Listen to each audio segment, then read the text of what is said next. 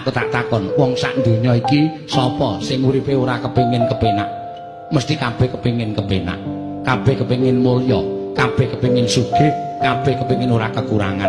Kuwi wong sing iso mikir kanthi nalar sing ganep. Biyen kowe kok pitungaku kok kaya wong ra normal. Urip kaya ngene kok tok lakoni, monggo uripmu kaya ngene iki pendak dina tok lakoni kanthi seneng. Senenge nggo napa aku tak takon. Senenge nggo napa? Mangkir yen to Mremban. Nuwun sewu. Ukuran sampeyan ngoten monggo, ning ukuran Semar kok mboten kaya ngoten. Lho, ukuranmu urip ning alam padang ki piye? Ukuran kula urip ning alam padang menika mboten perkara brana picis, mboten perkara derajat bangkat, mboten perkara bondo donya niku mboten.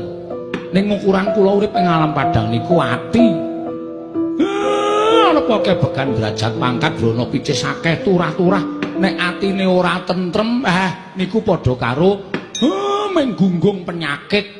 Yen wis entuk penyakite bakal cedhak patine. Mongko bondo donya derajat pangkat niku ora iso nulung wong yang bakal ngadhep marang pangulyaning Gusti. Ngoten. Duwe derajat pangkat, duwe bondo donya, nek uripe adoh karo sing gawe urip, niku sak dalan-dalan kesandung-sandung, kesrimpet-srimpet. Ning arepa uripe kaya kula niki sarwa kekurangan, ning cedhak karo sing gawe jagat. Lakune ya kepenak, ora bakal kesandung, ora bakal kesrimpet. Kuwi mung penemune wong goblok. Penemune wong sing ora ngerti marang ilmu.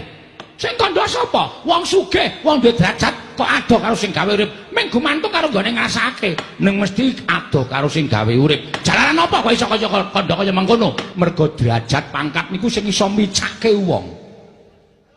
Bondo donya niku sing iso micake wong wekasan lali panembahe. Contone, mboten sanganggo conto sing kula dumuk, ning pirang-pirang teng donya niku gumlare menungso sing kokean derajat pangkat, kokean bondo donya, wekasan mripate wuta karo sing gawe urip, terus ngawula karo bondo donya. Niku pirang-pirang. Ning ya ora akeh sing duwe derajat pangkat, sing duwe bondo donya. Ya tetep tuwajuk ngene manembah marang panguwasaning Gusti niku nggih wonten. Ning karo sing kula kandhake niku perbandingane 1000 dibanding 1. Ngoten. Dadi Semar emoh. Upama Semar niku urip nang alam padang, kula tak urip kaya ngeten niki kula wis seneng. Kula wis seneng. Lair kula bungah, batin kula seneng. Kok sik? Kok kowe iso kandha lairmu bungah? Monggo kowe sarwa kekurangan. Lair niku mboten kok perkara branda donya. Ngoten, tumrap kula bondo donya niku nomor ping pinten. Arepa kekurangan ning nek sedulur kula akeh ora duwe dhuwit